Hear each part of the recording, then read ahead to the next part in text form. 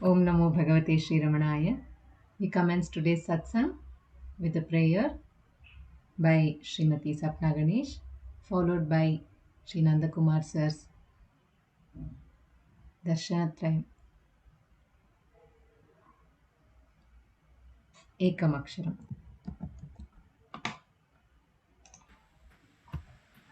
दक्षिणामूर्तिसारम्भां शङ्कराचार्यमध्यमां रमणाचार्यपर्यन्तां वन्दे गुरुपरम्परां वन्दे गुरुपरम्परां वन्दे गुरुपरम्परां शुक्लाम्बरधरं विष्णुं शशिवर्णं चतुर्भुजं प्रसन्नवदनं ध्यायेत् सर्वविघ्नोपशान्तये आङ्गिकं भुवनं यस्य वाचिकं सर्ववाङ्मयम् आहार्यं चन्द्रतारादि तं नमः सात्विकं शिवम् ॐ नमो भगवते श्रीरमणाय. Namo Ramana to everyone.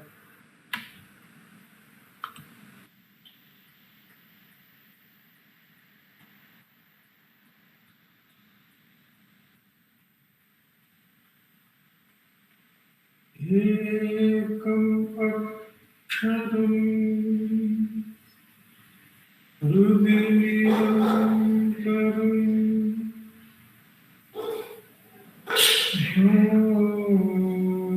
Bhyasati Swayam Likyate Katham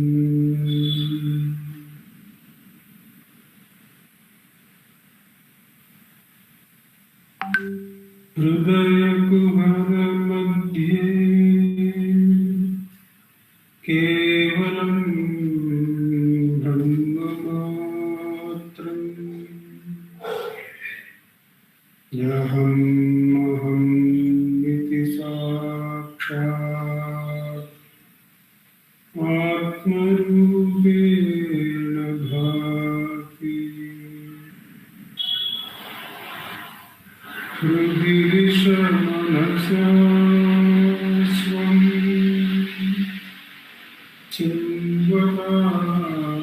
चिन्वतामज्जता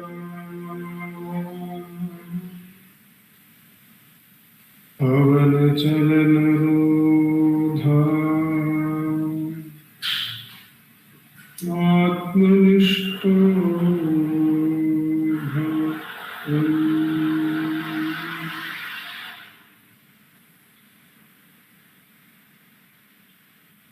देहं मृण्मयवत् जडात्मकम्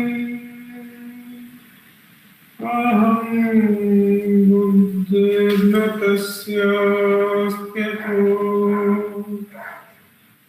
नाहं तत्तभावशक्तिसमये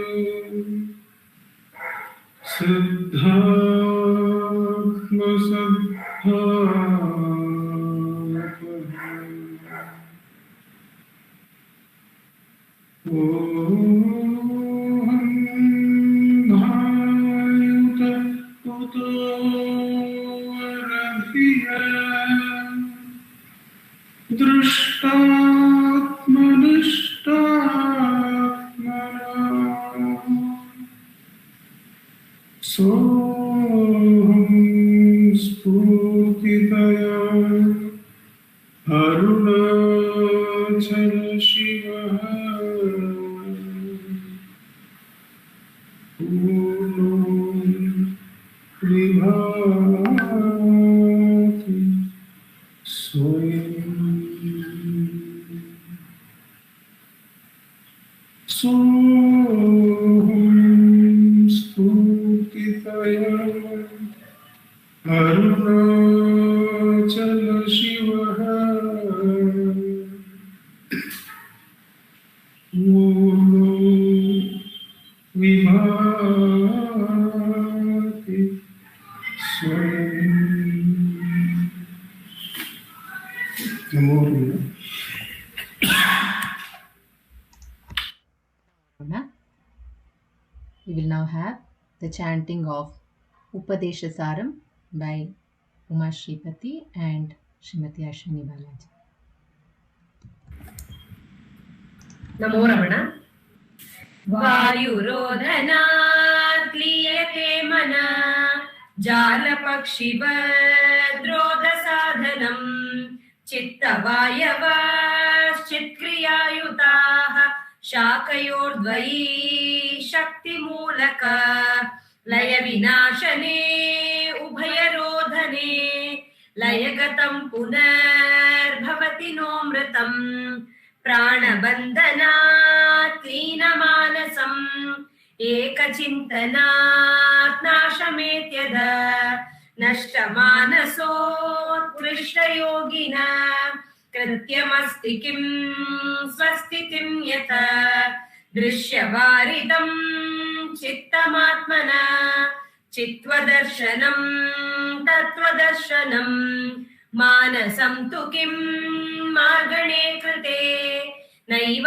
मानसं मार्गार्जवात् वृत्तयस्त्वहं वृत्तिमाश्रिताः वृत्तयो मनो विद्यहं मन अहमयं कुतो भवति चिन्वत ऐपतत्यहं निजविचारणम् अहं विनाशभाज्यहमहं तया स्फुरतिरुत्स्वयं परमपूर्णसत्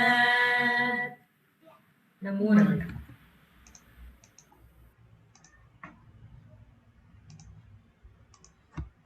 Namo Ramana. We now have 3 songs from Ramananjali music. First one by Srimati V. Radha and Vallabh Srinivasan. Second will be by Savitri Krishnan and Jai Shri Ram Krishnan. The third one by Kumari Revathi Shankar. Namo Ramana everyone. Today we shall be presenting a song written by Muruganar Swami, a Telugu translation by J.H. Bhimacharya, music by Vijay Bhaskar. Deenabandhura Vayya Ramana Shiva Yogi Jnanamritamu Poyarara Amara Yogi Rara Deenabandhura Vayya Ramana Shiva Yogi Bhavamu Bandhamu Muktudaina Jnana Yogini Vata Bhavamu Bandhamu Muktudaina Jnana Yogini Vata Karma Palamulantarani Shanti Duta Vivata Karma Palamulantarani Shanti Duta Vivata Madamukama Matsaralu Dharikirani Bhogive Madamukama Matsaralu Dharikirani Bhogive Nirakara Brahmamunu Chuchinatti Yogive Nirakara Brahmamunu Chuchinatti Yogive Deenabandhura Vayya Ramana Shiva Yogi Gaganatalamuna Velayo Purna Chandra Nidhanana Gaganatalamuna Velayo Purna Chandra Nidhanana Jiva Koti Satamugoluchu Paramatma Ramana Jiva Koti Satamugoluchu Paramatma Ramana Indriyamula Vashamukani Yogi Raja Ramana Indriyamula Vashamukani Yogi Raja Ramana Ragadulanu Baku ರಮಣಾಖ್ಯ ಋಷಿವಿ ನೀವು ರಾಗದುಲನು ಬಾಪು ರಮಣಾಖ್ಯ ಋಷಿವಿ ನೀವು ದೀನಬಂಧು ರಾಮಯ್ಯ ರಮಣ ಶಿವಯೋಗಿ ಜ್ಞಾನಾಮೃತಮು ಪೋಯರಾರ ಅಮರ ಯೋಗಿರಾರ Deenabandhu Ramaiah Ramana Shivayogi Ramana Shivayogi Ramana Shivayogi.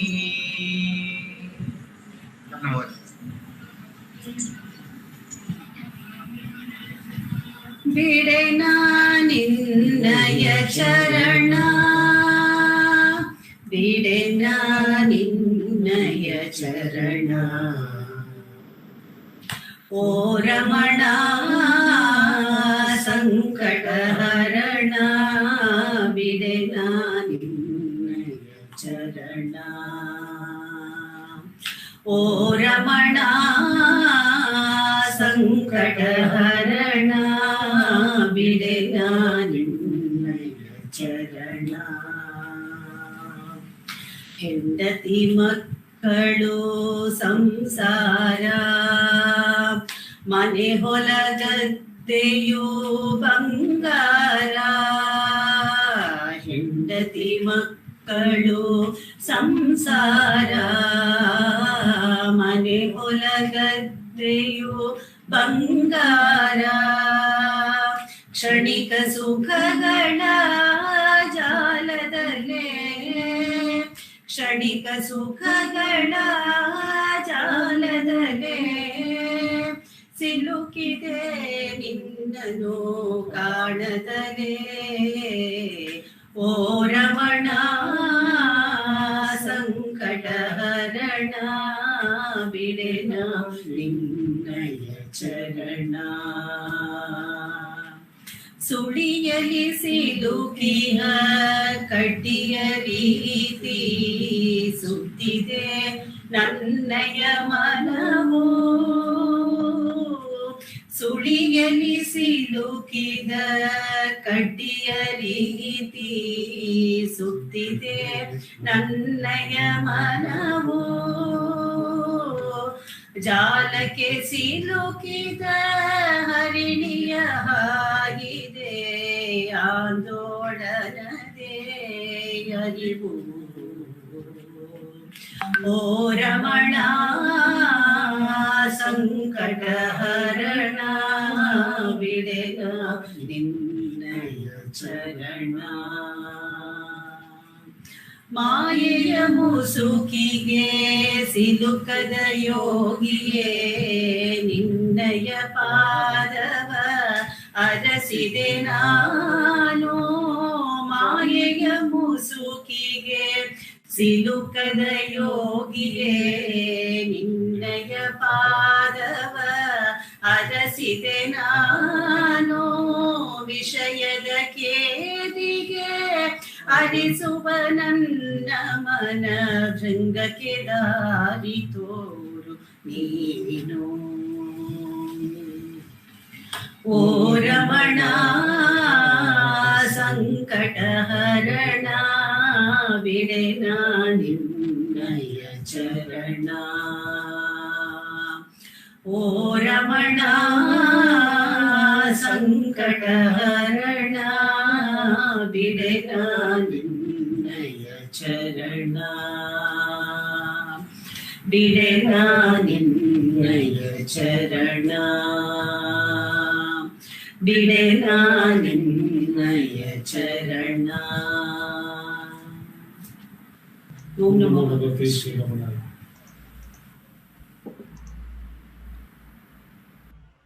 Om Namo Bhagavate Shri Ramanaya.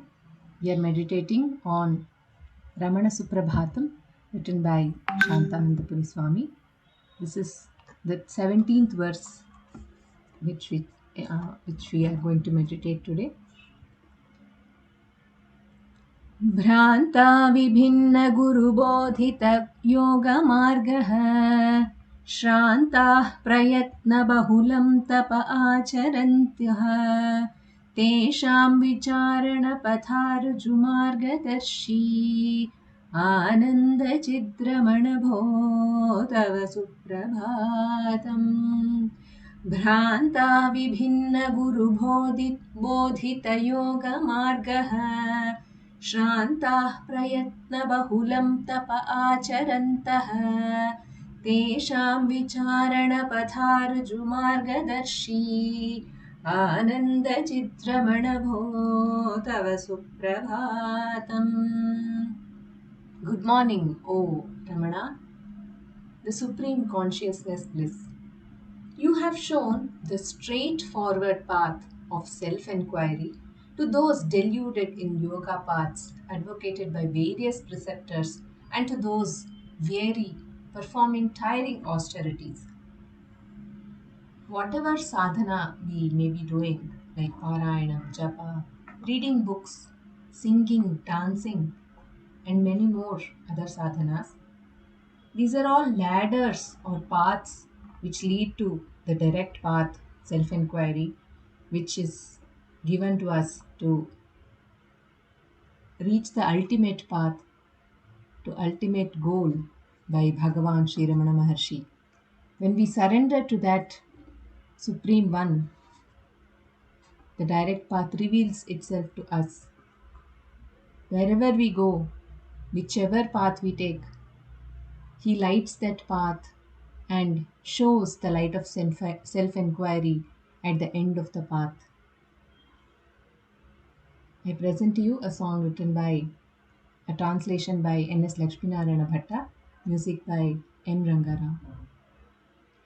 ತನ್ನವರನು ಕೈ ಬಿಡುವನೆ ರಮಣ ಏತಕ್ಕೆ ಯೋಚನೆ ಮರುಳೇ ತನ್ನವರನು ಕೈ ಬಿಡುವನೆ ರಮಣ ಏತಕ್ಕೆ ಯೋಚನೆ ಮರುಳೇ ಯಾವ ದಾರಿಯನು ಬೆಳಗುವ ಅರುಣ ಏತಕ್ಕೆ ನಿನಗಾರಗಳೇ ಯಾವ ದಾರಿಯನು ಬೆಳಗುವ ಅರುಣ ಏತಕ್ಕೆ ನಿನಗಾರಗಳೇ ತನ್ನವರನು ಕೈ ಬಿಡುವನೆ ರಮಣ ಏತಕ್ಕೆ ಯೋಚನೆ ಮರುಳೇ ಲೋಕದ ಬಂಧನ ತಾಕದ ರೀತಿ ಕೇಡಿನ ಮಡಿಲಿಗೆ ದೂಡದ ರೀತಿ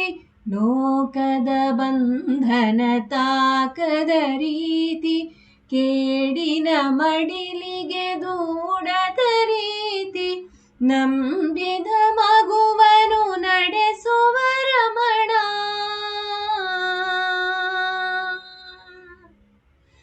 ನಂಬಿದ ಮಗುವನು ನಡೆಸುವ ರಮಣ ತಾನೇ ತಾಯಿಯೊಲು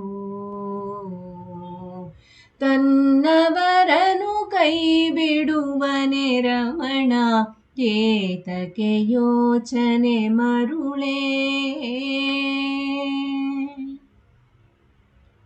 ಒಪ್ಪಿಸಿಕೊಂಡವಗೆಲ್ಲಿದೆ ನಾನು ಅಳಿದ ಮೇಲುಂಟೆ ನೀನು ಒಪ್ಪಿಸಿಕೊಂಡವಗೆಲ್ಲಿದೆ ನಾನು ಅಳಿದ ಮೇಲುಂಟೆ ನೀನು ಯೋಚನೆಯಲ್ಲಿದೆ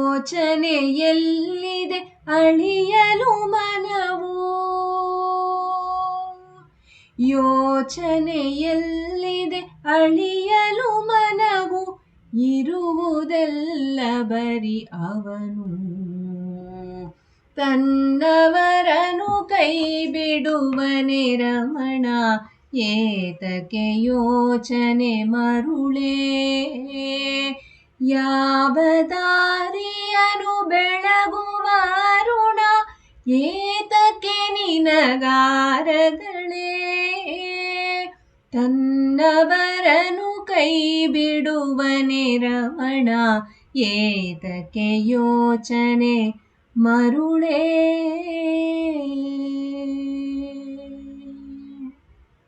Namo Ramana. We will now have the reading and sharing of The book Forever is in the Now by Sri Nandakumar sir.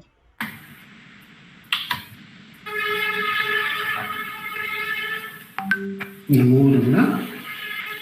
In this, the book reading segment of our Satsangh, we have been reading from Forever is in the Now, the timeless message of Sri Ramana Maharshi, a compilation of wonderful articles by many authors.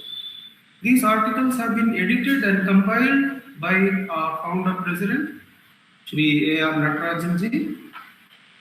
In the last few weeks, we have been reading the 3 articles contributed by Professor S.K. Ramachandra Rao, and this week we are reading the article given by Sadhuvam Swamigal.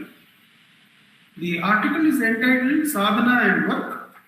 The note about Sadhuvam Swamigal says, Sadhuvam Swami, the author of The Path of Sri Ramana, Parts 1 and 2, exceptional lyricist who has composed hundreds of songs on Ramana, an authority on Ramana's teachings. He has written commentaries on Ulladinarpade, Upadesha Undiyar, and Guruvachaka Kovi. Sadhana and Work by Sadhuvam Swamigal. The charge made against humanity is that throughout their life, all people attend only to the second and third persons, the objects such as you, he, she, it, this, that, and so on. And they never turn their attention towards the first person, the subject I, in order to find out who am I. The charge made against humanity is that throughout their life, all people attend only to the second and third persons, and they never turn their attention towards the first person in order to find out who am I. From the moment of waking till the moment of going to sleep, birth till death, from creation till dissolution, all people, indeed all living beings, pay attention only to the second and the third persons. What is the net result of such attention? Untold heaps of misery. Knowing that all miseries arise only as a result of the fundamental error, the original sin of attending to second and third persons, instead of attending to and knowing the true nature of the first person, Bhagavan Sri Ramana graciously appeared on earth to advise humanity. Throughout the waking and dream states, you attend only to the second and third persons, but in consequence you experience endless misery. But in sleep, when you do not attend to any second or third person, you do not experience any misery. Overlooking the peaceful happiness that you experienced while asleep, you search for happiness in the waking state by attending to innumerable external objects. However, does not the fact that you experienced happiness during sleep in the absence of those objects indicate that happiness lies not in the objects but in you, the first person or the subject? Therefore, why not you try, even in the waking state, to attend not to the second and third persons, but to the first person, I. Being the perfect spiritual doctor that he is, Sri Bhagavan has diagnosed the exact cause of our sufferings and has prescribed the only perfect course of treatment, namely taking the medicine of self-attention and observing the diet restriction of abstaining from attending to second and third persons. I'll read that paragraph again. Being the perfect spiritual doctor that he is, Sri Bhagavan had diagnosed the exact cause of our sufferings and has prescribed the only perfect course of treatment, namely taking the medicine of self-attention and observing the diet restriction of abstaining from attending to second and third persons. Those of us who pay heed to this advice of Sri Bhagavan and who therefore desire to follow the course of treatment prescribed by him are called mumukshus, or aspirants for liberation. In order to qualify as an aspirant, one must have the absolute conviction that happiness, the sole aim of all living beings, can be obtained not from external objects, but from one's own inmost self. When one has this qualification, an intense yearning will arise in one's heart to try to attend to and know the self. Indeed, for a true aspirant, the desire and effort to know the self will become the most important part of his life, and all other things will be regarded as being only of secondary importance. When such an intense yearning arises in one, success is assured, for where there is a will, there is a way. On hearing this, however, some devotees wonder whether it is necessary then to withdraw from all activities in order to be able to practice self-attention. If we are to follow this sadhana of self-attention in all earnestness, will not work prove to be an obstacle? And if we give up all work, how are we to provide for food, clothing and shelter required for the body? They ask. However, when devotees ask Sri Bhagavan such questions, he used to reply that work need not be a hindrance to spiritual practice or sadhana. This does not mean, of course, that an aspirant should work in the same spirit as a worldly man, or that he should work with the same aim in view. The spirit in which and the aim with which an aspirant should work in this world can be illustrated by the following example. Suppose a businessman rents a shop in the heart of a big city for ₹1,000 a month. If from his business he aims to make only sufficient money to pay rent for the shop, will it not be a worthless business? So this is Sadhuvan Swami's favorite example as to why we should do Atma Vicharam. So let us go through it carefully. Suppose a businessman rents a shop in the heart of the big city for ₹1,000 a month. If from this business he aims to make only sufficient money to pay the rent for the shop, will it not be a worthless business? Should not his aim in renting the shop be to earn a profit of ₹10,000 a month? On the other hand, if he does not make sufficient money even to pay the rent, will he be able to remain in the shop to earn his profit? Our body is like the shop rented by the businessman. The aim with which we rent this body is to realize the self, while the rent we have to pay for the body is food, clothing and shelter. In order to pay this rent, it is necessary for us to work using the mind, speech and body as our instruments. If we do not pay the rent, we cannot live in the body and earn the great profit of self-knowledge. However, we should not spend our whole time, all our time and effort in working to pay the rent. The mind, speech and body should work only for that amount of time and with that amount of effort which is required for paying the rent, that is for providing the food, clothing and shelter needed for the body. If instead we devote all our time and effort towards accumulating comforts and conveniences for the body as worldly people do, we would be just like worthless businessmen who works only for paying the rent and who never makes a profit. Therefore, a sincere aspirant should arrange his work in such a way that he will spend only a portion of his time and energy for maintaining the body, so that he can utilize the remaining time and energy in striving to earn the great profit of self-knowledge. For some aspirants, prarabdha will be arranged by God or Guru in such a way that they need to do little or no work to maintain their body, whereas for other aspirants, it may be arranged in such a way that they have to spend most of their time in working for the maintenance of the body. But in whatever way the prarabdha is arranged, it is arranged only for the aspirant's own good. Moreover, since prarabdha determines only the outward activities of the body and mind, it can in no way obstruct the inward desire and yearning for self-knowledge. If one has an intense yearning for self-knowledge, the Guru's grace will certainly help one in all ways, both from within and without, to enable one to attend to the self. Some people complain, however, that throughout their life, they are forced to be engaged in so many activities that they have no time for self-attention.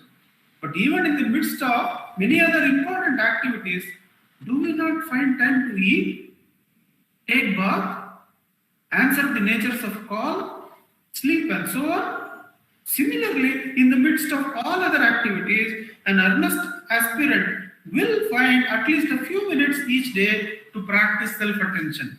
In the beginning, if possible, at least 10 minutes should be devoted in the morning and evening to the practice of self-attention. Such regular daily practice is recommended by Sri Bhagavan in verse 44 of Sri Arunachala Aksharamanammalai, the bridal garland of letters, in which he sings, turning selfwards, daily see thyself with an introverted look, and yet the reality will be known. Thus didst thou tell me, O Arunachala. Tirumbi ahamtane dinamaha kankan teriyum endragayal Arunachala. If such regular practice is allowed to go on for some time, self-attention will become more and more familiar, and one will then find it possible to divert one's attention from second and third persons to the first person, even in the midst of one's daily activities. Whenever a few minutes of leisure occur between the end of one activity and the beginning of the next one, if one thus tries to turn one's attention towards the first person, whenever one has a few minutes of leisure, by the end of the day, a great deal of time will have been devoted to self-attention, though intermittently. Such intermittent self-attention will in turn be found to be of great help to one when one sits for practice at the prescribed time, 10 minutes to half an hour each morning and evening, when no other outside hindrance will be there to obstruct one's practice. So Sadhguru Swamigal is saying how the practice is made practically and how it increases in time, how it becomes from intermittent to a bit more continuous. At first, one may not be able to maintain unbroken self-attention even for a few minutes due to a long habit. It is only natural that the mind will start to think of some second or third person objects. Each time the attention thus turns outwards, the aspirant again tries to turn it back towards the first person. This process of slackening of self-attention and then trying to repeat it will repeat itself again and again. So, though unintentionally maybe, one slips into again thinking of second and third persons, but the moment the memory of self-inquiry comes, one lets go of the second and third person and holds the first person. If the aspirant's mind is weak due to deficiency in the love to know the self, slackening of self-attention will happen frequently, in which case a struggle will ensue and the mind will soon become tired. Instead of thus repeatedly struggling to regain self-attention, one should relax the mind for a while as soon as the initial attempt to fix the attention on the first person becomes unsteady, and then again make the fresh attempt. This is a beautiful suggestion by Sadhguru Swamigal, that when the mind is tired, don't make this strenuous effort of turning inward, he says. You first realize that you are tired and the mind is tired, and Sadhguru Swamigal says, just relax at that time, recover the energy to do tapas, and once the energy is recovered, then start the self-inquiry, says Sadhguru Swamigal. If one makes intermittent attempts, each attempt will be found to have fresh force and more precise clarity of attention. So initially he says, when you are tired, give a gap, recoup energy and start again. Though it will be intermittent, you will find that each time you do, you are not doing in a state of tiredness. You have recovered the energy, and then you are attacking with clarity of attention. If one presses one's thumb on a pressure scale, the dial may at first indicate a pressure of 10 kilograms. But if one tries to maintain that pressure for a long time, the dial will show that it is gradually slackening and decreasing. On the other hand, if one releases the pressure after the first brief rest, presses again, after a brief rest, presses again with fresh vigor, the dial will show a little more than 10 kilograms. Similar is the case with self-attention. If one struggles for a long time to maintain self-attention, the intensity and clarity of one's attention will gradually slacken and decrease. But if instead one relaxes as soon as one finds one's self-attention is slackening, and if after a brief rest one makes a fresh attempt, it will have great intensity and clarity. Therefore, what is important is not so much the length of time that one spends trying to attend to the self, but the earnestness and intensity with which one makes each fresh attempt. During the time of practice, sadhana, our attention, which is now focused on the second and third persons, has to turn back 180 degrees, so to speak, to focus itself on the first person. In the beginning, however, one's attention may not be able to turn, may be able to turn only 5, 10 or 15 degrees. This is because one's turning is resisted by a powerful spring, the spring of one's tendencies, vasanas, or subtle desires towards worldly objects. Every time one tries to turn towards the first person, this spring of one's worldly tendencies will tend to pull one's mind back towards the second and third persons. Therefore, the number of degrees one is able to turn will depend on the firmness of one's desirelessness, vairagya, towards worldly objects, and upon the strength of one's longing, bhakti, to know the self. So Sadhana Swamigal is giving the second clue. First clue is when you are beginning self-inquiry, when you find yourself tired, don't pursue with that tired nature. Just rest, recover this energy, and then make a fresh beginning with new clarity. The second clarity is giving is that this turning around is 180 degrees towards the self from the second and third persons. Initially, we will not be able to make even 5, 10 or 15%, he says. So what he says, what is it that is pushing us back to the outside world? It is the spring of the vasanas or desires, the hidden desires for the world, it says. Therefore, it will be able to come gradually only from out of two things. Reduction in vasanas or vairagya towards worldly objects, and increase in the love for the self.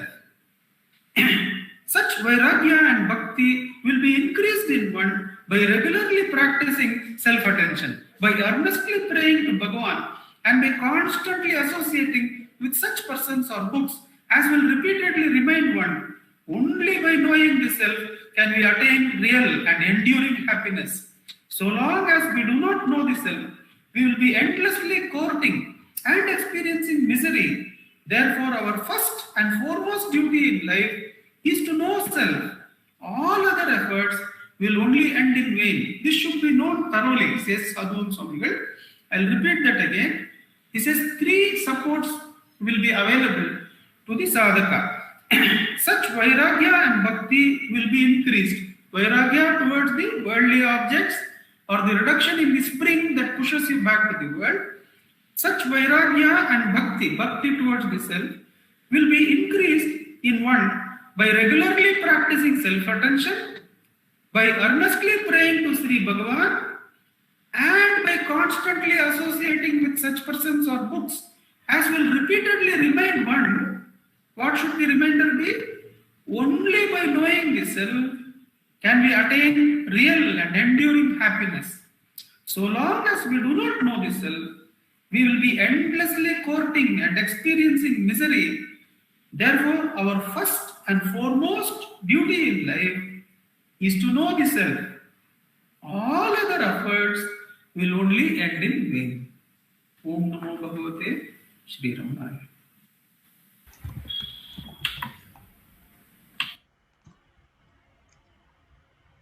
Om Namo Bhagavate Shri Ramanaya. Let us practice what Sadhu Om Swami has told us through the actual practice of self-inquiry. Before that, Sri Dilip sir will be talking about self-inquiry and helping us with the practice of self-inquiry.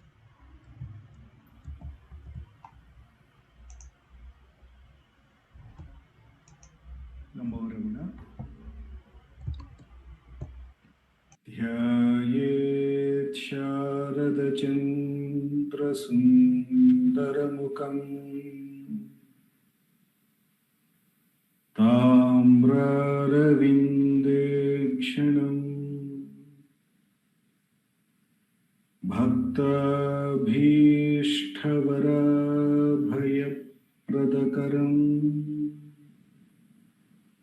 Kaupinamurtrojvalam Svatmanandarasanubhuti Sarvanavadyangakam Shrimantam Shri Ramaneshwaram Guruvaram Yogasanadhyasitam Dhyayet Shri Ramaneshwaram Dhyayet Shri Ramaneshwaram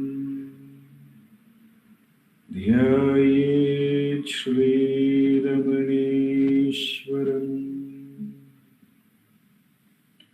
Hridaya Kuhara Madhye Kevalam Brahmamatram Yahamaham Sakshat Atmarupena Bhati Hridi Vishamanasa Swam Chingvata Majjatava Pavanachalanarodha Atmanishto Bhavatvam. We will commence today's Atma Vichara by listening to Bhagavan's Upadesham. I will be reading from Guru Vachaka Kovai, the topic from the chapter Meditation on the Truth. The topic is Samsara, verse 876. Until the appearance of the false snake goes, the robe, the underlying truth, will not shine. Similarly, until the appearance of the world, the superimposition, ceases, the substratum, the adhisthana, the true swarupa, will not reveal itself. Through this verse, Bhagavan is conveying it that the samsara is only an appearance. What is only the rope. And this appearance is something that we are imagining and giving it a reality, whereas actually what is only the rope or the self. Instead of seeing it as the self, experiencing it as the self, we experience it with some desire or some aversion or with some idea superimposed on it, essentially with some idea superimposed on it. And as long as we do that, and because those ideas are superimposed on it, it appears only in that form, and therefore we never experience the adhisthana, the self, the silence, the Atma Shanti, we don't experience. Therefore, it appears to be unrevealed. because the attention is always given to the appearance, the superimposition. And therefore, all the great ones ask us to turn the attention to the source. To whom does this appear? Then recognize that it appears to this individual idea that I am this body, or to this idea of name and form, which we call as Dilip here. And then further, they would ask us to inquire, who am I? Bhagavan would ask us to inquire, who am I? And by putting that question and tracing what we really refer to as I, or where this I thought rises within us, and recognizing when the attention moves at 180 degrees, as Sadhu Swami says, then we see that the Swarupa alone is, and the appearance was all imaginative.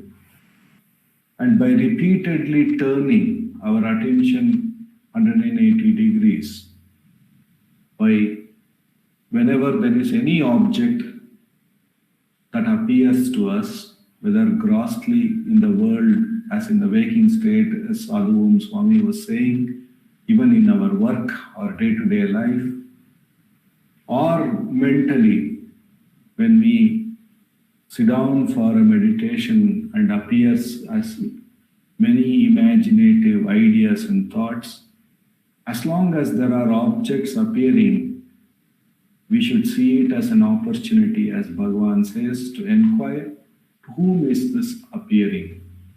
And then naturally, it is appearing to me, not for somebody else. Therefore, the I, the thinker, who is the source of all this appearance, becomes available for vichara.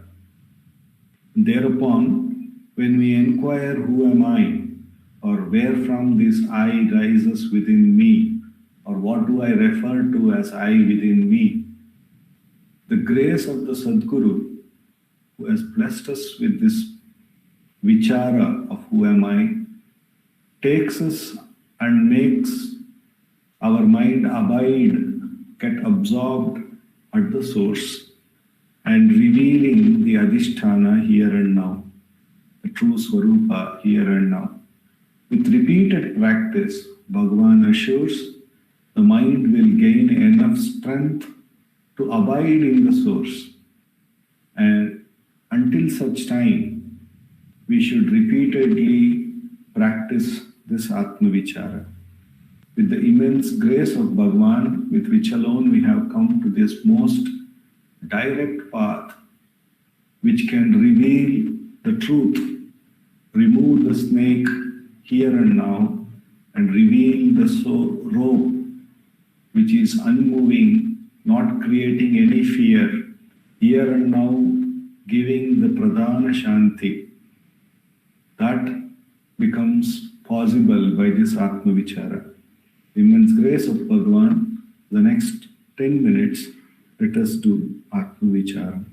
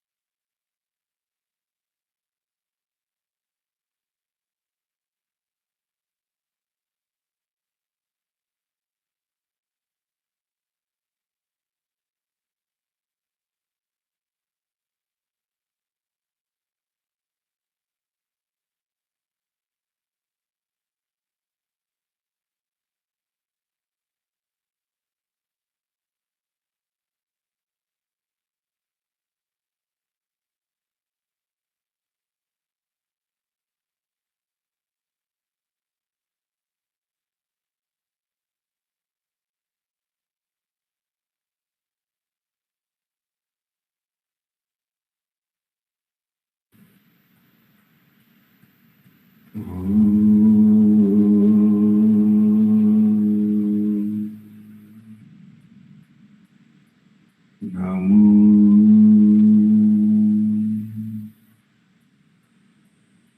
Bhagavate Sri Ramanaya.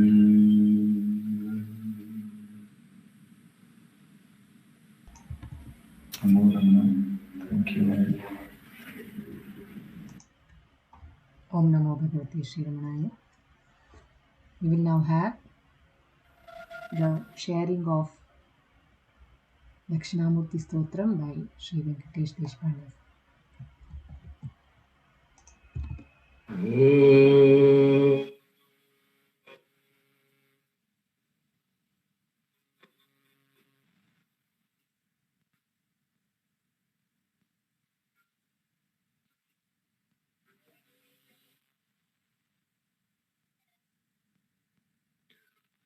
Om Sahana Bhavatu Sahano Bhunaktu Sahaviram Karvavahai Tejasvinavadhitamastu Ma Vidvishavahai. Om Shanti Shanti Shanti.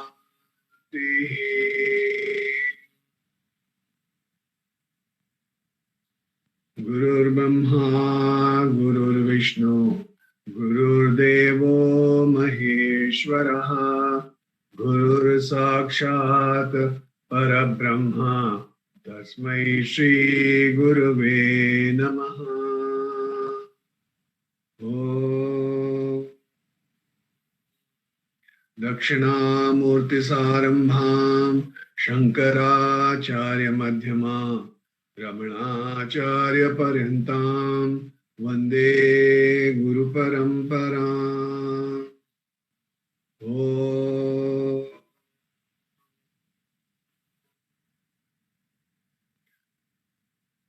Sadhu Om beautifully said that all of us should go to that first person. So in today's satsang, there are 23 people. So there are 23 people who went to 23 first persons. Is that right? I'm asking that question again. The 23 people who went to the 23 first persons. There was actually not 23 first persons. There was only one person. And all 23 went to that same person. That is the silence. We all were in the silence of Bhagwan. So that's what is Dakshinamurti Stotram. Dakshinamurti Stotram takes us Dakshina Amurti. God in the form of Guru with form takes me to the formless. So as we open our eyes, suddenly we see 23 people who are actually participating in the satsang. But when Dilip was doing the self-inquiry, we were all that one person. We were all together. So if you are able to, in this waking, be that one person only, be in that silence, then that is the reason that Bhakti Dakshinamurti Stotram is all about. So what happens? What do we gain? See, as human beings, we always want to gain something. So the gain is knowing Paramatma as my Swarupa, knowing which I'll be free from sorrow forever. So the important thing is really to know who we really are. Once we know who we really are, we are the Bhagwan Swarupa, then we will have nothing else. We will not go for the second person and for the third person. And we'll always be with that first person, which is the silence. That's Dakshinamurti Stotram. I request Sapna to kindly chant the Dhyana Shloka and the second Shloka, please. Yes, sir. Thank you. मौनव्याख्य प्रकटितः परब्रह्मतत्त्वं युवानं वसिष्ठान्ते वसदृषिगणैः आवृतं ब्रह्मनिष्ठैः आचार्येन्द्रं करकलितचिन्मुद्रमानन्दमूर्तिं स्वात्मा रामं मुदितवदनं दक्षिणामूर्तिमीडे. बीजस्यान्तरिवाङ्कुरो जगदिदं प्राङ्निर्विकल्पं पुनः मायाकल्पितदेशकालकलना वैचित्र्यचित्रीकृतम् मायावीव विजृम्भयत्यपि महायोगीव यस्वेच्छया तस्मै श्रीगुरुमूर्तये नमः इदं श्रीदक्षिणामूर्तये तस्मै श्रीगुरुमूर्तये नमः इदं श्रीदक्षिणामूर्तये. Thank you, Sapna. I salute Sri Dakshinamurti, the young Guru, who teaches the knowledge of Brahman through silence, who is surrounded by disciples who are themselves rishis and scholars in the Vedas.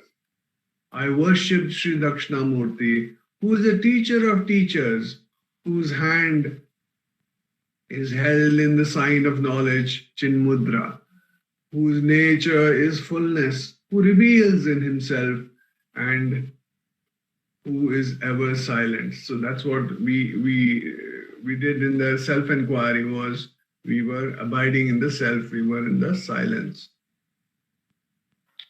I'll just read out the meaning of the second verse. He who is like a juggler or a great yogi unrolls this universe just out of his own free will. He who is like a juggler. We must have gone to a lot of magic shows and people who juggle. So he who is like a juggler or a great yogi unrolls this universe just out of his own free will. The universe, which before creation remained unmanifest like the future tree in a seed, and has later on projected himself out to the world of endless variety due to the delusory play of time and space, both the products of Maya to him. The divine teacher, Sri Dakshinamurti, is this prostration. So the previous verse, the first one, I'll do a little recap or maybe some repetition of last Saturday. The previous verse refers to the entire world.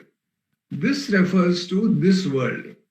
This verse metaphorically explains the creation as well as the cycles for creation and dissolution. Before the creation, this world was undifferentiated.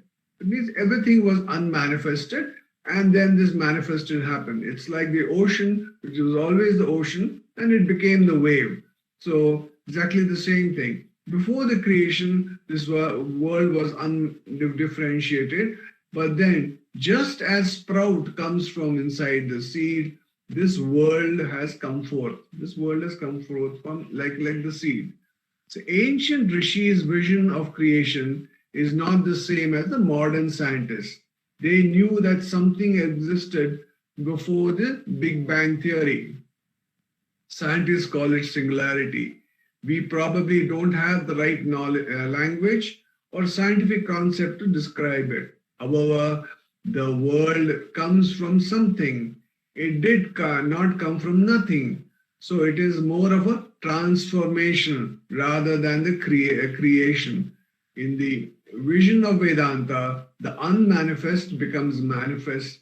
That is meant by creation. So, how does the universe become manifest? So let's try to understand this. This universe was painted, chitrikritam, using many colors, by giving rise to time and space. How did all this happen? The universe was projected by a creative capacity of Ishvara. I'll read this again. This universe was painted using many colors by giving rise to time and space. How did all this happen? The universe was projected by creative capacity of Ishvara. Maya has different meanings in different contexts. In the first verse, it meant the ignorance. Here it has a different meaning. It is the power of creation, also called creative capacity. This is the creative capacity of Ishvara by which we see all this. Ignorance is very powerful in creating.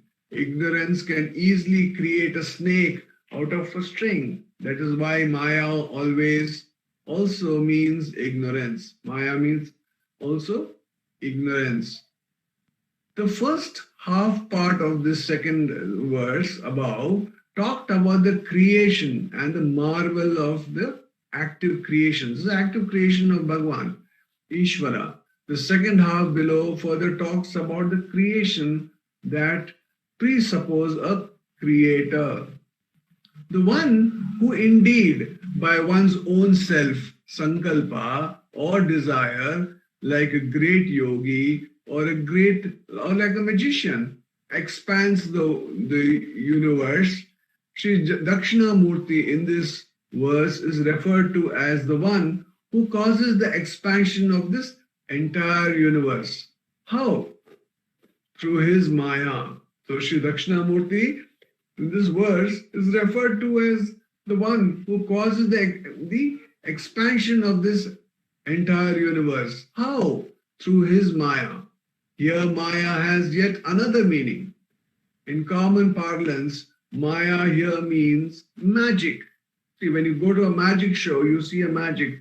There was something which was unmanifested, but suddenly the magician shows you something. Oh, it gets manifested. That's why we feel, oh, wow, fantastic. So exactly the same thing. Here, Maya has yet another meaning. In common parlance, Maya here means magic. Maya Yavi means magician. Just like the magician, he expands the universe. This is the metaphor used to impart the profound Vedanta. It does not mean Ishvara is a magician. Rather, it points out an interesting fact. This is a very important point that we need to pay attention to here, that Ishvara is not a magician. Rather, he points out to an interesting fact. Whatever magician creates is not as real as the magician. Whatever the magician creates is not as real as the magician. The magician is more real than his own creation. The magician is more real than his or her creation. Same is true with reference to the verse above. You are more real than the world you create in the dream. So that's what is. So that's why you come back to the first person that Nandkumar read about, Sadhu Om. You are more real than the world you create in the dream. That's the first person is more real. So the magician is more real, not the magic show, not the magic tricks that he is doing. Ishvara is compared here to a magician because Ishvara is more real than the creation. That's why they say, don't go towards the second and the third person. It's like a magic show. Go to the creator. That's where's the creator within. Hridaya Kuhara Madhye Kevalam Brahma Matram. So don't go outside. Go inside. Where is God sitting? He's sitting in the cave of your heart. So don't go to the thing that he creates. The Ishvara by his Maya Shakti has created this whole thing. Don't go into that. Ishvara is compared here to the magician because Ishvara is more real than the creation. The one who creates this universe, onto that Ishvara, Sri Dakshinamurti, this idam salutation, who is in the form of my Guru as well as in the form of Sri Dakshinamurti. Tasmai Sri Guru Murtaye Namaidam Sri Dakshinamurtaye. Om Namo Bhagavate Sri Ramanaya. Namo Ramana. Namo Ramana. We will now have the sharing by Dr. Kalarani Rangaswamy on Devikalotra Jnana Vichara Padalam. Om Namo Bhagavate Sri Ramanaya. அருணாச்சலமென அகமே நினைப்பவர் அகத்தை வேறறுப்பாய் Arunachala.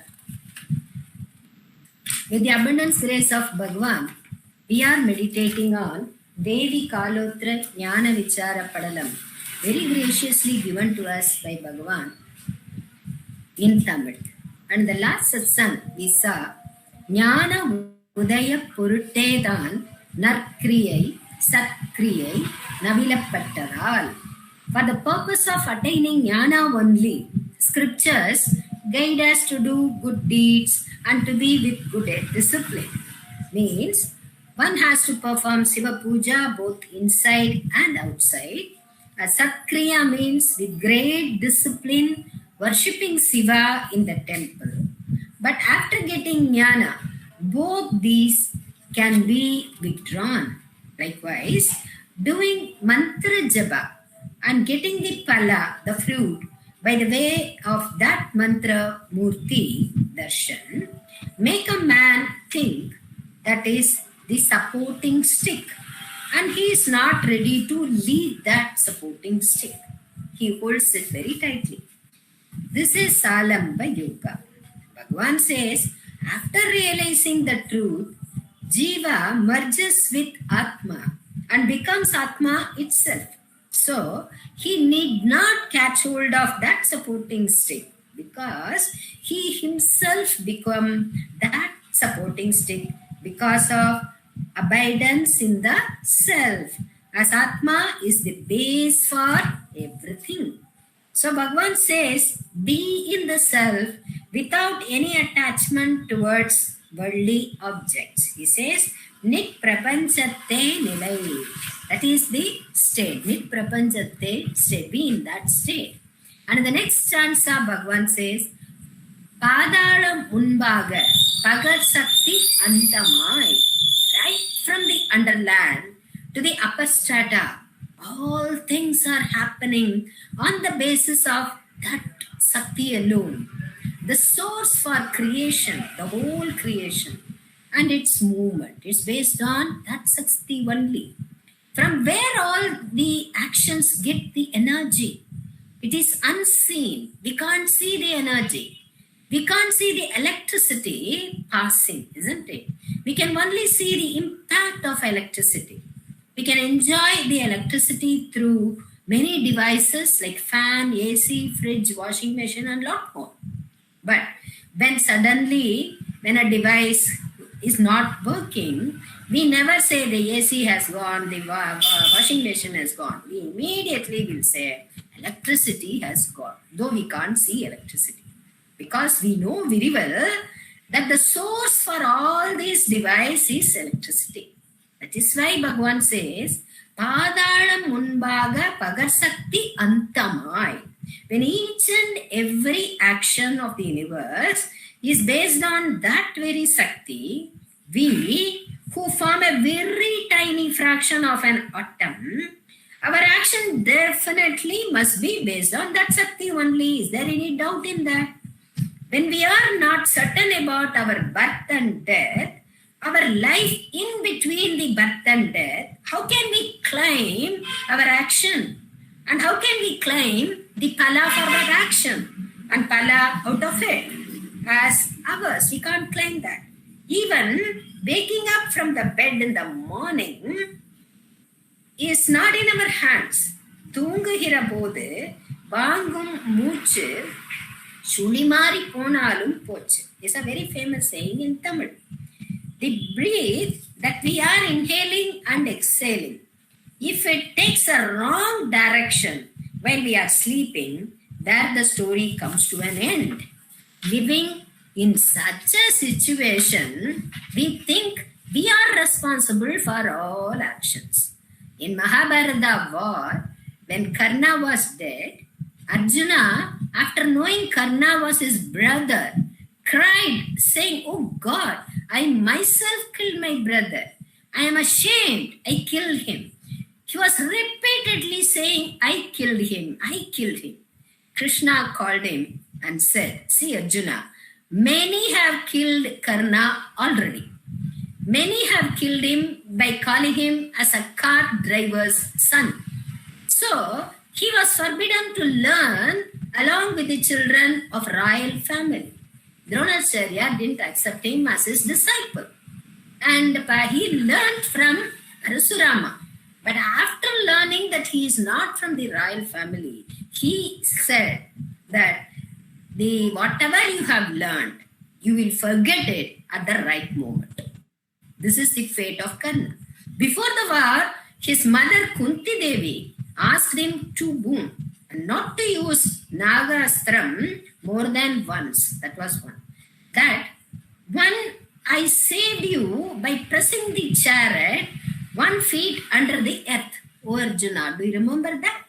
Again, before war, Indra went to Karna and begged for his Kavash Kuntala, which would have saved his life.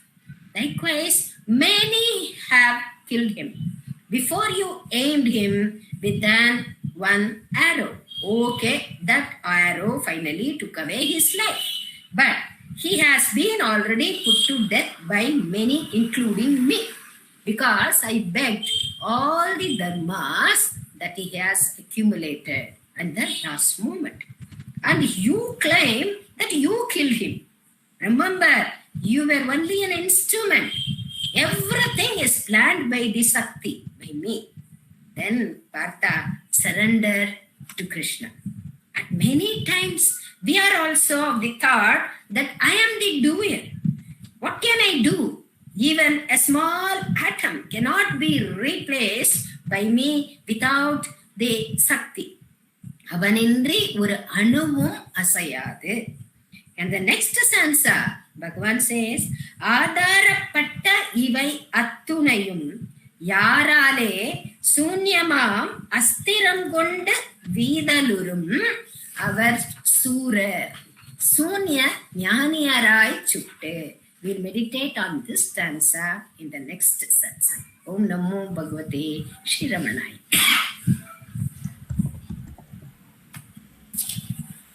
Namo Ramana. We will now have the sharing of Ramanacentre by Sri Ujjwal Jagdish.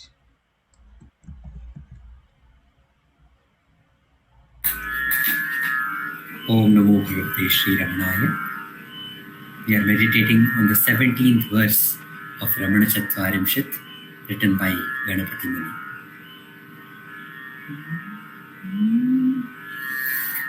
Yat Purvam Shriti Paradarshi Dishano Dvaipayano Dhyaruhat Paschad Bodhakala Viduta Timira Shankapah Shankarah Tatsamprathyakilavani Talajusham Acharya Simhasanam Devatvam Prativikshate Naratano Girvana Senapate Ramanaya Loka Gurave Namaha Ramanaya Loka Gurave Namaha Bahudinde Vedadamattundu Dadakanda Vyasaru Nelesidaru Nantara Jnana Kidinda Kattala Kaleda Shankaharipa Shankararu ಇದೀಗ ನೊಂದ ಜಗದ ಜನರು ಆಚಾರ್ಯ ಸಿಂಹಾಸನವನೇರಲು ದೇವನಿನ್ನನು ನಿರೀಕ್ಷಿಸುತ್ತಿಹರು ಮನುಜ ರೂಪ ದೇವಸೇನಾಪತಿಯೇ ರಮಣನಿಗೆ ಲೋಕ ಗುರುವಿಗೆ ನಮನ ರಮಣನಿಗೆ ಲೋಕ ಗುರುವಿಗೆ ನಮನ.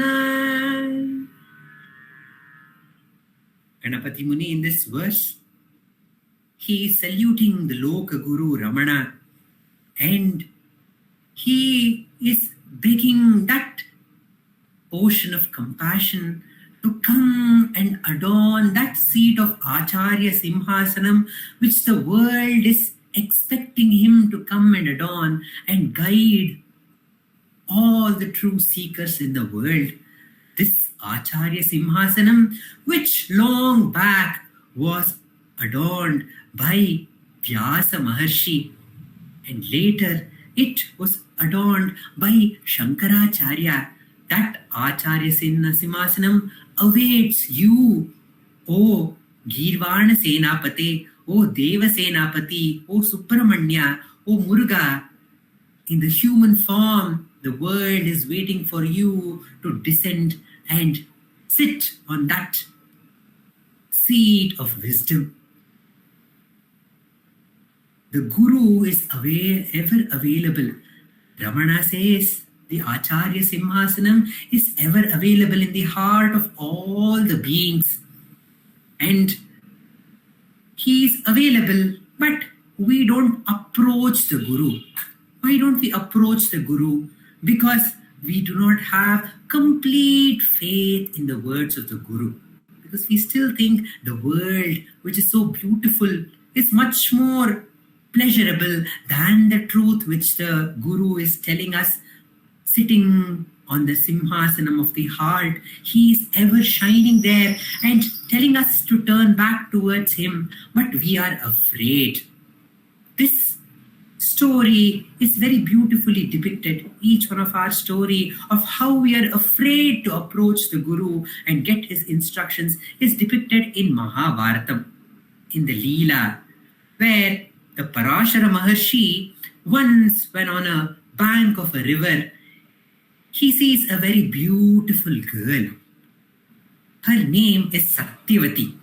The words in our Puranas and in Mahabharata mean something very deeper than just the form. The Satyavati is the truth. The Parashara Maharshi fell in love with that eternal truth, and by the union of Parashara Maharshi and Satyavati, a son was born, and that son was named Dvaipayana. And because that son was dark in color, he was called Krishna Dvaipayana, and he was none other than the Vyasa. And later that boy grew up to become Veda Vyasa, and he had the work of segregating the Vedas and writing the Puranas and the Bhagavatam and the Mahabharata. When he was busy doing his work, Satyavati, later she was the truth, eternal truth, which is ever fresh and ever new. She was gifted back her virginity, and she married one more king, Shantanu. And by the union of Shantanu and Satyavati, they had 2 children. And those 2 children were not very healthy. So the Bhishma had to bring 2 wives for them. And the 2 wives were Ambika and Ambalika. And we know the story that one of their sisters, Amba, goes back and she has a different story later. This Ambika and Ambalika are the bridegrooms, the brides who marries the son of Satyavati, Chitrangada and Vichitravirya. But both Satyavati's son, they die at a very young age, leaving these 2 girls without any children. So Satyavati at that point remembers her son, Vyasa, and she tells this to Bhishma, and Bhishma invites Vyasa to come and give them the sons so that they can continue the lineage and they can rule the country. And the Vyasa, when he comes, he has finished a lot of work of segregating the Vedas, so he is unkept. He is looking very, very ugly and frightening. So Ambika, when she approaches Vyasa, she is afraid and she closes her eyes. And to her, Dhritarashtra, the blind one, is born. When we approach the Guru, but we are not able to listen to him, we are not able to see him, and we close our eyes, what is born out of that union is only a one who is deluded by the ignorance, the one who is affected by the illusion, the moha of the family and the children. That is the son who represents the ignorance, the darkness of ignorance, the blindness of ignorance.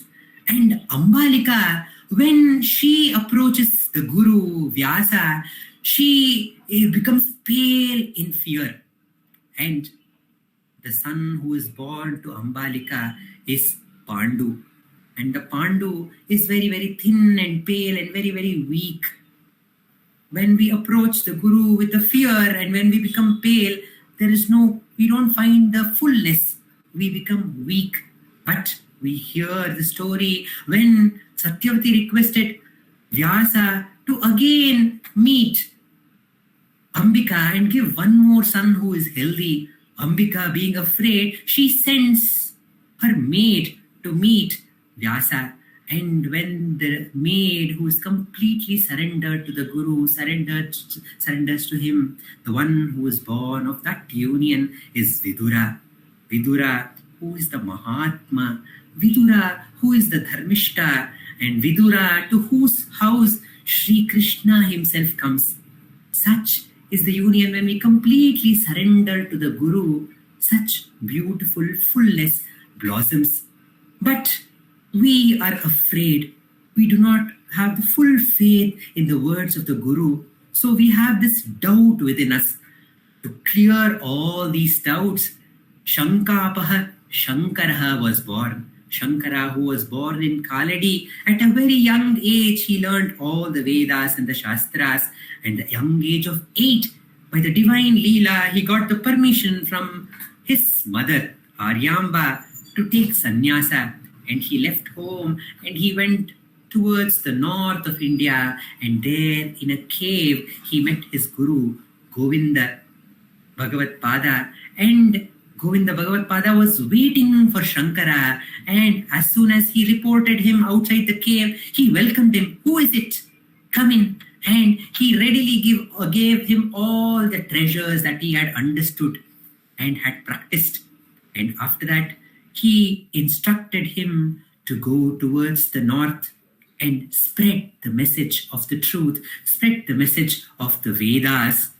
And Shankaracharya, with his disciples, went to Varanasi, and there the luster of this young sage, it attracted many seekers, and everybody came to get solution for all their doubts. And in that sabha of seekers, when Shankaracharya was giving the discourse, an old man comes. And that old man starts questioning him regarding the various aspects of the Vedas and the Upanishads that Shankaracharya had written many, many bhashyas. And he was questioning every point that he had written. He was questioning every shloka, every verse from the Vedas, and trying to find out the essence from this young boy. And the young Bala Jnani, Adi Shankaracharya, was giving answers to all the questions. And this went on for many, many days. The discussion was going for many, many days. And the true seekers who were all around, who were listening to these discussions, were filled with joy, understanding these great subtleties of the Vedas and the truth, and which is made so clear by the words of Shankaracharya. And one of the disciples of Shankaracharya, he came to him, his name was Padmapada, and he approached Shankaracharya and told, Swami, the one who is questioning from every corner of the Vedas and every corner of the Vedanta, I don't think he is an ordinary old man.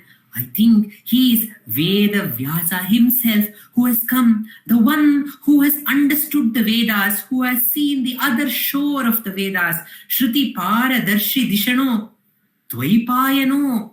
He is that Dvaipayana who has come amidst us, and he is testing your prowess, Shankaracharya.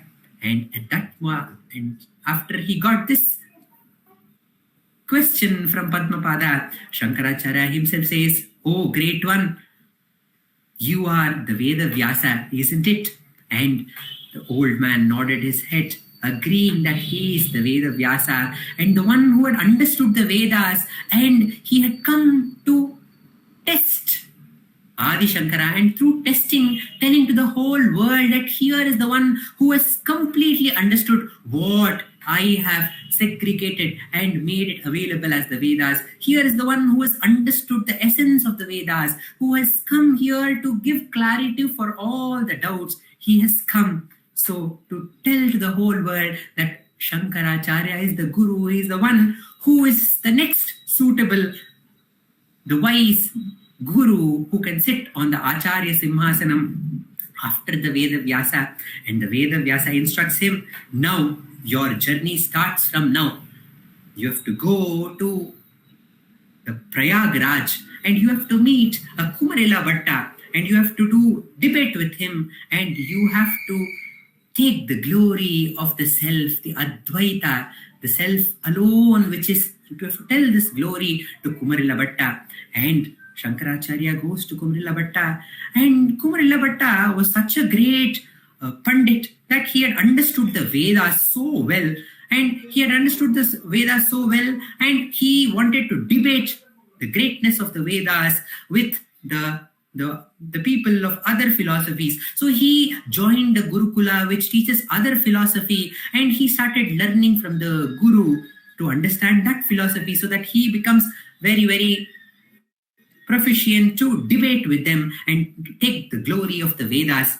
And when the Guru who was teaching that philosophy, he started talking ill about the Vedas, the Kumarila Bhatta could not withstand it, and he rose up and he started debating with the Guru, and everybody understood that he does not believe in that philosophy that they are all learning, and they all say that he should be punished, that he should be pushed from the roof, and his life should be taken away in this way.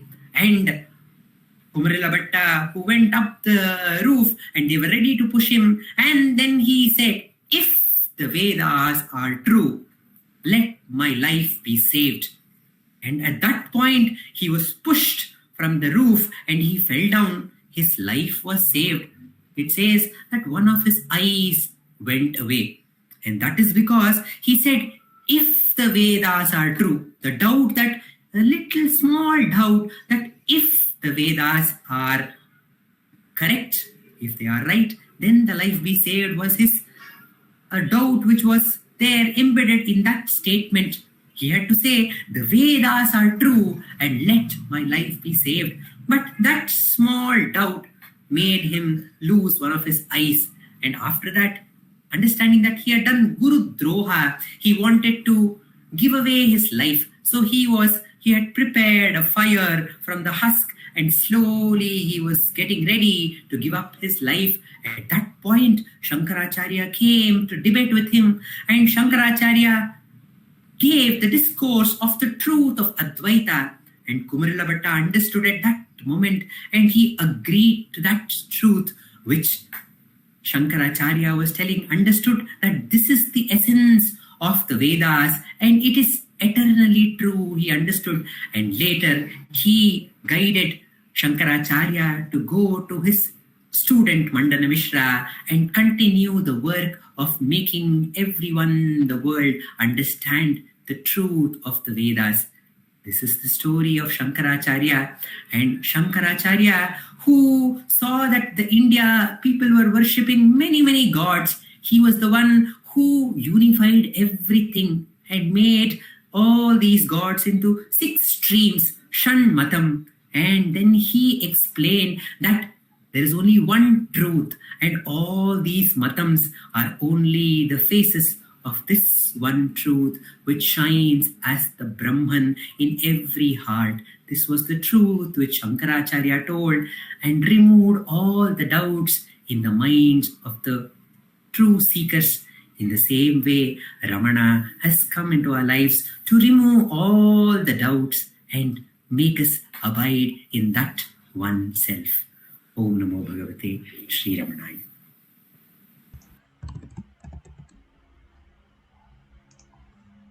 Namo Ramana. We will now have the sharing of the verse of Ramana Ashtottara written by Vishwanatha Swami by Dr. Sharma.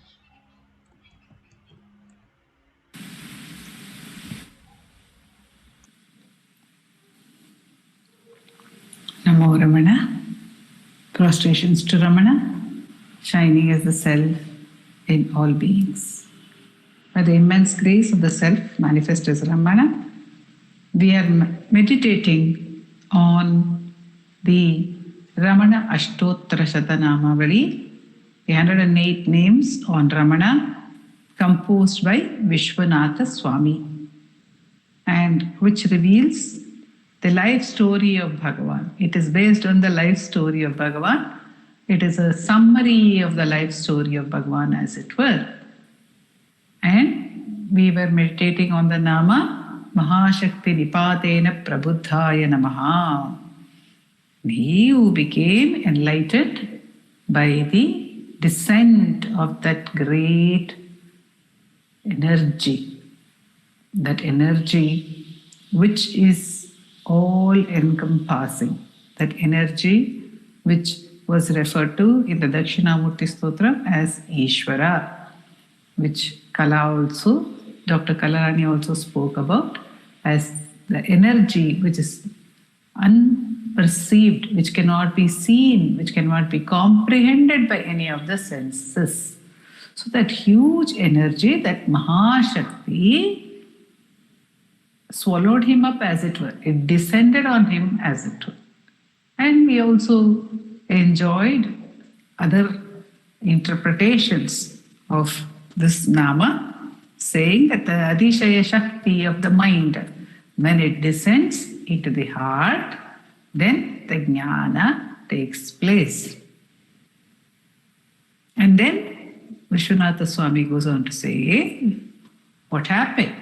He came to know, he became the knower of the highest truth. Paramartha Vide Namaha.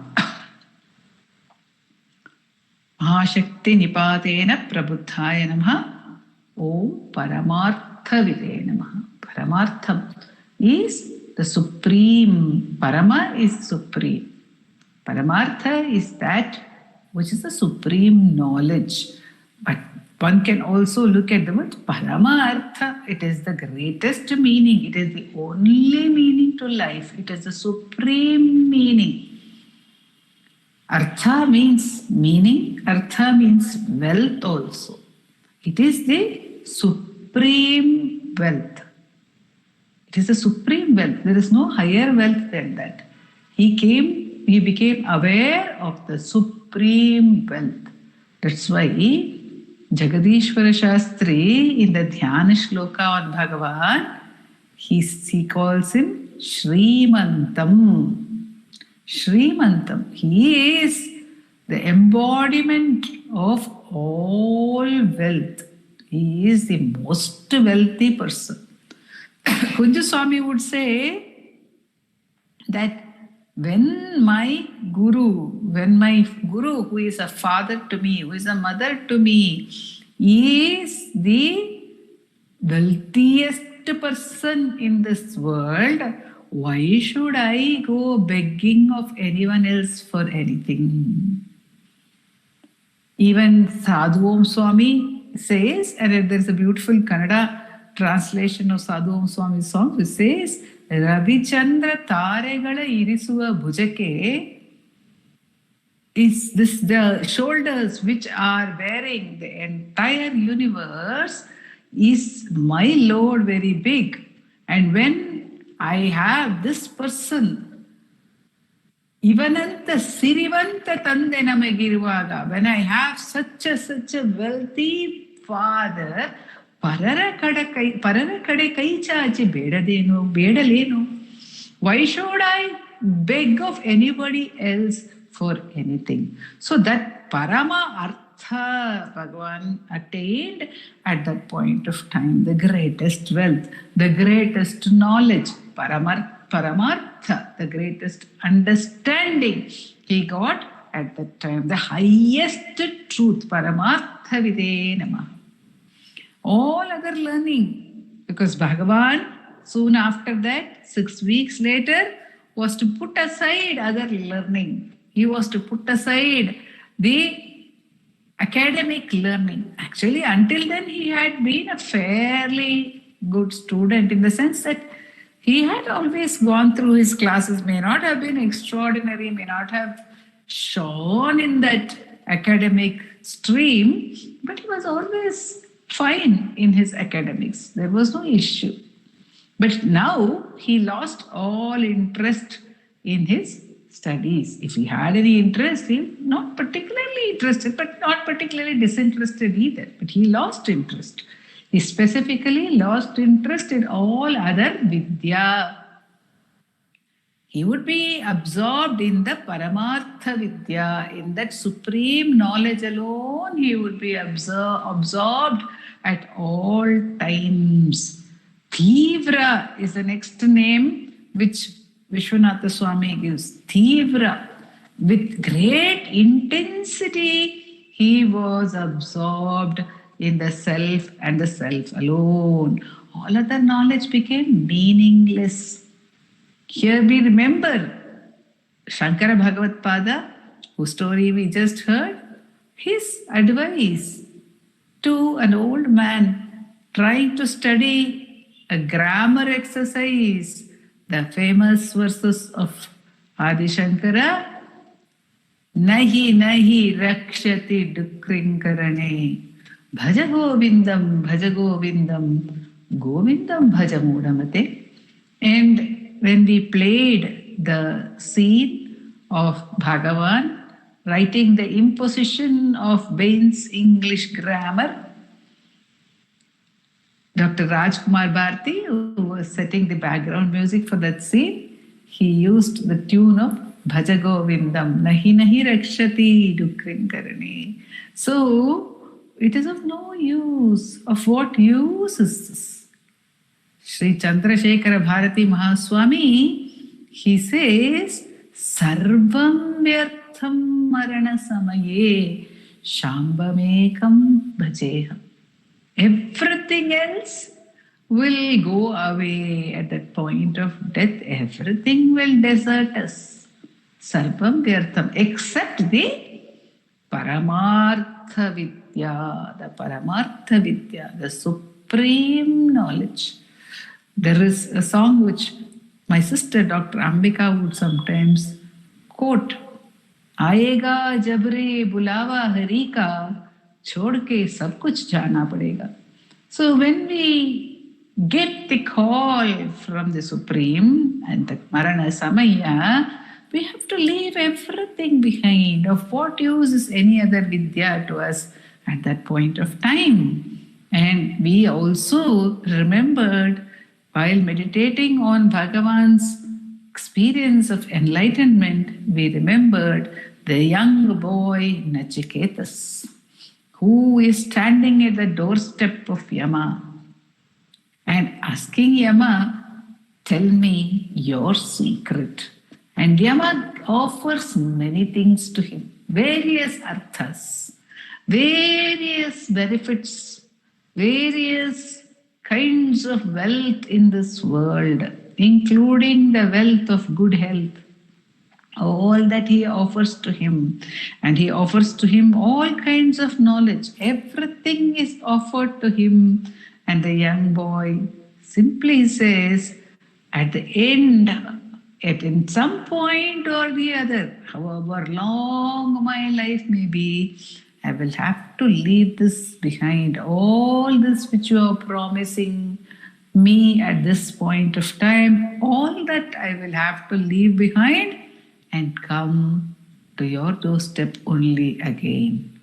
I will have to come here again. So I have come now already. Tell me what is the secret. What is your secret? I do not want any other artha. I do not want any other vidya. I want only the Paramartha, says that young boy to Kala, to whom? To time. So we have this option at every point. Bhagavan says in Ramana Gita, what is the highest duty cast upon every one of us? He says, in answer to Daivaratha's question, Bhagavan answers saying, abiding steadily in the self is the highest duty. But he qualifies his answer and he says, it is the highest duty for one who desires the highest. If one wants the Paramartha, then no other duty is cast upon us other than abiding in the self.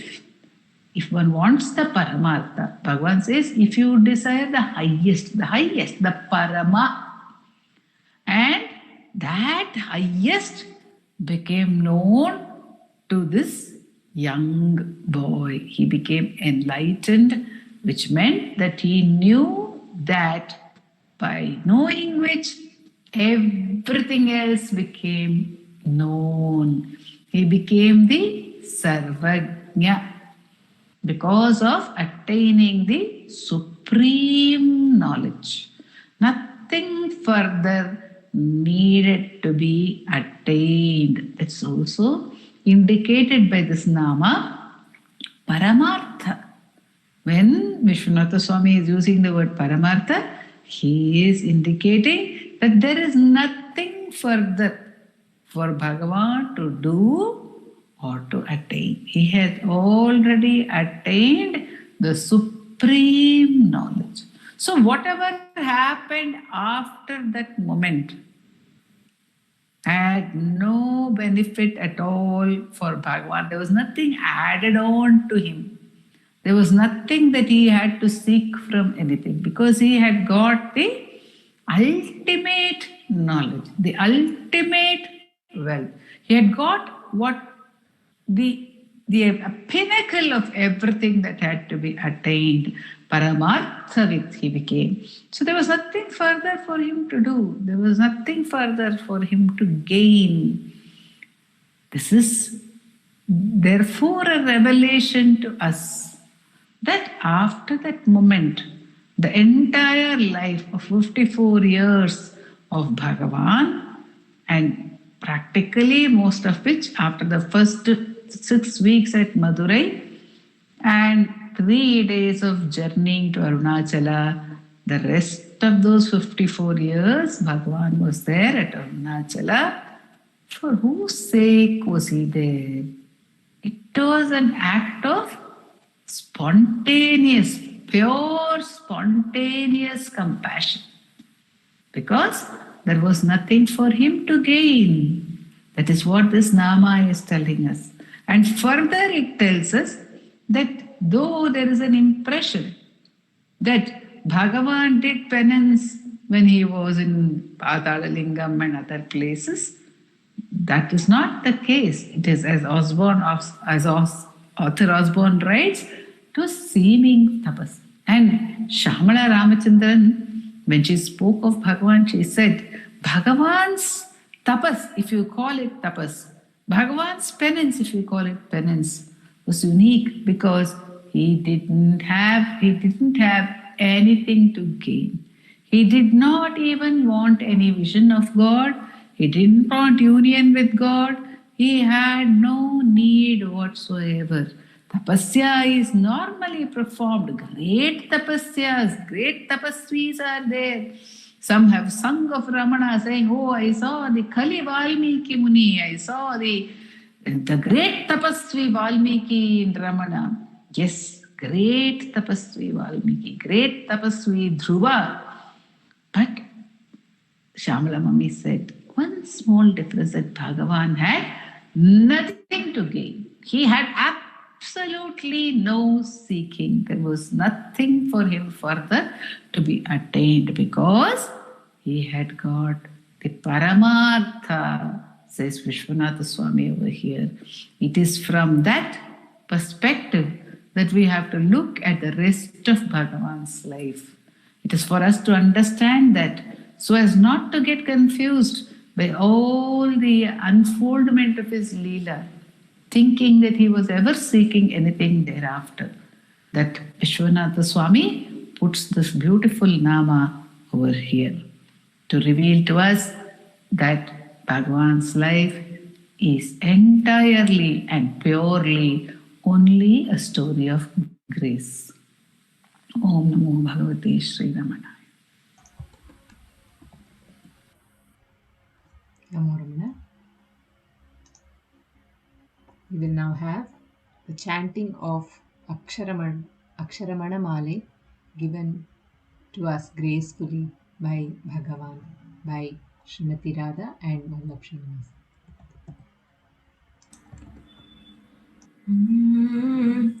Arunachal Shiv Arunachal Shiv Arunachal Shiv Arunachal Arunachal Shiv Arunachal Shiv Arunachal Shiv Arunachal மொட்டையடித்தென்னை வெட்ட வெளியில் நீ நடமாடினயன் அருணாச்சலா மோகம் தவிர்த்தும் உன் மோகம் அவைத்தும் என் மோகம் தீராயன் அருணாச்சலா மௌனியாய் கற்போல் மலராதிருந்தால் மௌனமிதாமோ அருணாச்சலா எவனின் வாயின் மண்ணினையட்டி என் பிழை பொழித்த அருணாச்சலா யாரும் அறியாதென் மதியினை மருட்டி எவர் கொள்ளை கொண்ட அருணாச்சலா ரமணன் என்று உரைத்தேன் ரோஷம் கொள்ளாதேனை ரமித்திட செய்யவா அருணாச்சலா ராப்பகலில்லா வெறுவெளி வீட்டில் ரமித்திடுவோம் வா அருணாச்சலா லட்சியம் வைத்தருணஸ்திரம் விட்டென்னை பக்ஷித்த பிராணனோட அருணாச்சலா லாபநீக பர லாபம் என்னையுற்று லாபம் என்றுற்றனை அருணாச்சலா வரும்படி சொல்லில்லை வந்தென் படியள வருந்திடும் தலை விதி அருணாச்சலா வாவென்றகம் புக்கும் வாழ்வருளன்று என் வாழ்விழுந்தேன் அருணாச்சலா விட்டிடு கஷ்டமா விட்டிடாதுனை உயிர் விட்டிட அருள் புரி அருணாச்சலா அருணாச்சல சிவ அருணாச்சல சிவ அருணாச்சல சிவ அருணாச்சலா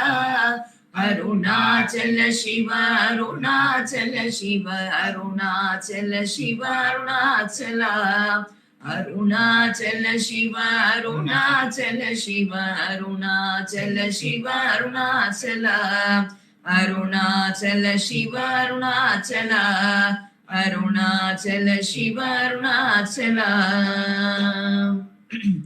அருணாச்சலம் வாழி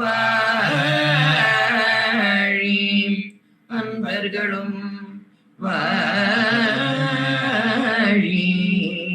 அக்ஷரமண மாலை வாழி.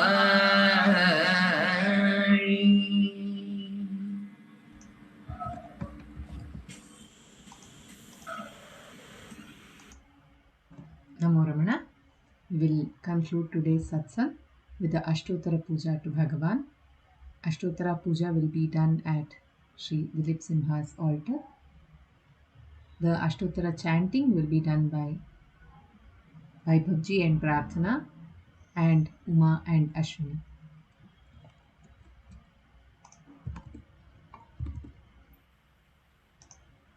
ओ रमण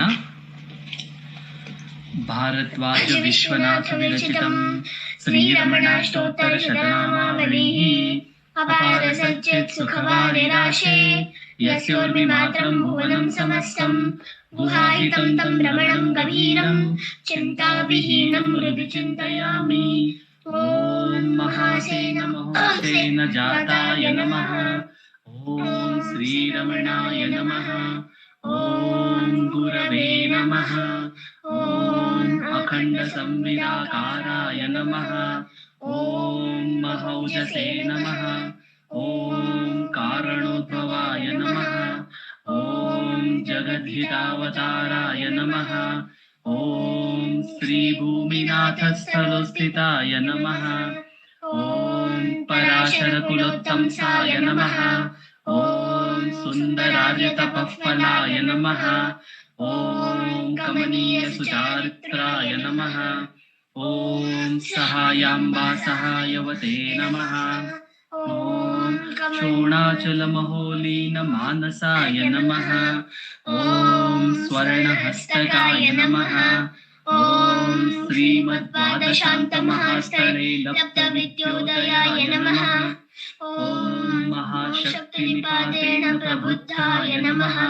ॐ परमार्थविदे नमः। ॐ तीव्राय नमः। ॐ पितृपदान्वेषिणे नमः ॐ इन्दुमौलिना पितृमते नमः ॐ पितुरादेशतः षोडशैलं प्राप्ताय नमः ॐ तपोमयाय नमः ॐ उदासीनाय नमः ॐ महायोगिने नमः ॐ महोत्साहाय नमः ॐ कुशाग्रधिये नमः ॐ शान्तसङ्कल्पसंरम्भाय नमः ॐ सुसन्दृशे नमः ॐ सवित्रे नमः ॐ स्थिराय नमः ॐ तपक्षपितसर्वाङ्गाय नमः ॐ पुल्लाम्बुजविलोचनाय नमः ॐ चन्द्रिकासितहासश्रीमण्डिताननमण्डलाय नमः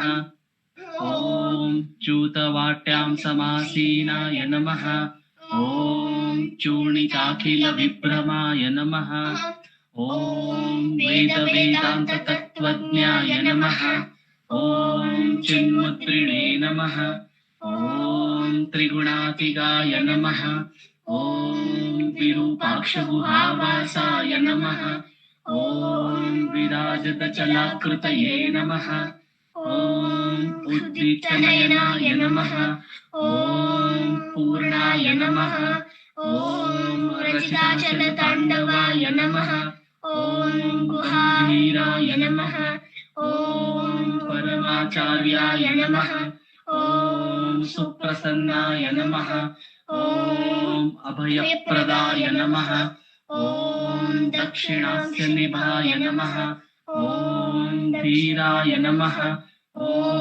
दक्षिणाभिमुखाय नमः ॐ स्वराजे नमः ॐ महर्षये नमः ॐ भगवते नमः ॐ ईड्याय नमः ॐ भूमविद्याविशारदाय नमः ॐ विमलाय नमः ॐ दीर्घदर्शिने नमः ॐ आप्ताय नमः ॐ ऋजुमार्गप्रदर्शकाय नमः ॐ समदृशे नमः ॐ सत्यदृशे नमः ॐ सत्याय नमः ॐ प्रशान्ताय नमः ॐ अमितविक्रमाय नमः ॐ सुकुमाराय नमः ॐ सदानन्दाय नमः ॐ मृदुभाषिणे नमः ॐ दयार्णवाय नमः ॐ श्री षोडाचलरुद्भूतस्कन्दाश्रमनिकेतनाय नमः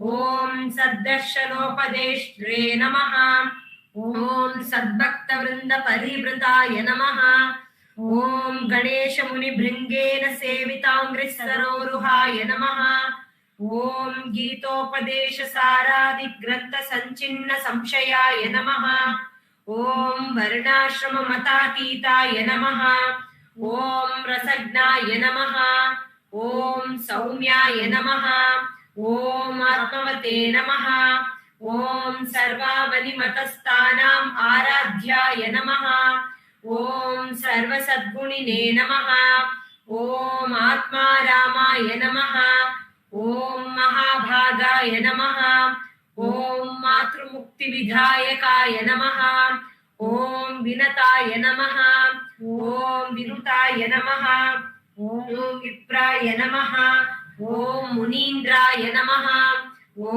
पावकोज्ज्वलाय नमः ॐ दर्शनादगसंहारिणे नमः ॐ मौनेन स्वात्मबोधकाय नमः ॐ रुच्चान्तिकरसान्निध्याय नमः ॐ स्मरणाद्बन्धमोचकाय नमः ॐ अन्तस्तिमिरचण्डांशवे नमः ॐ संसारार्णवतारकाय नमः ॐ शोणाद्रीशस्तुतिद्रष्टे नमः ॐ हार्दविद्याप्रकाशकाय नमः ॐ अविच्युतनिजप्रज्ञाय नमः ॐ नैसर्गिकमहातपसे नमः ॐ कमण्डलुधराय नमः ॐ शुभ्रकौपीनवसनाय नमः ॐ गुहाय नमः ॐ दण्डपाणये नमः ॐ कृपापूर्णाय नमः।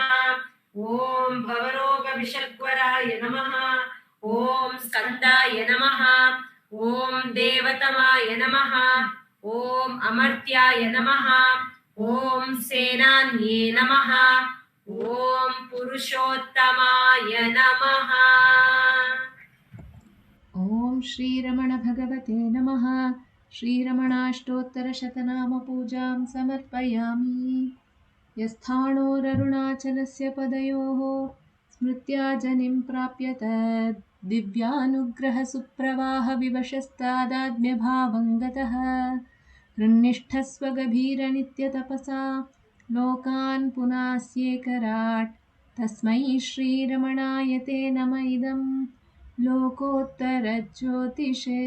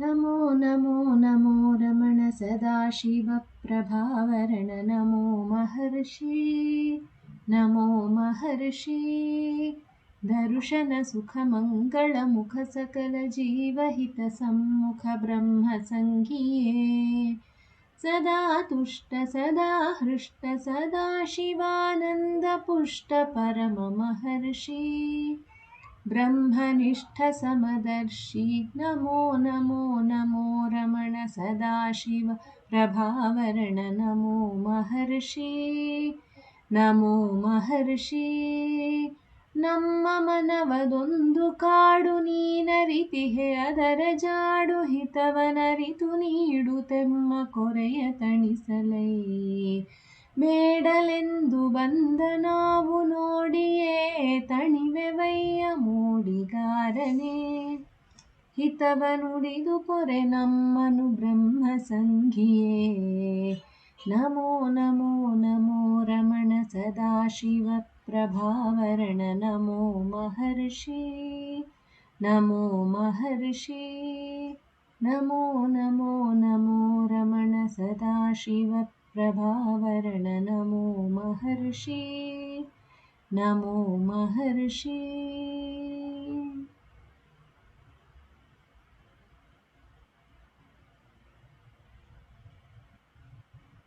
बोलो भगवान श्री रमण महर्षि की जय।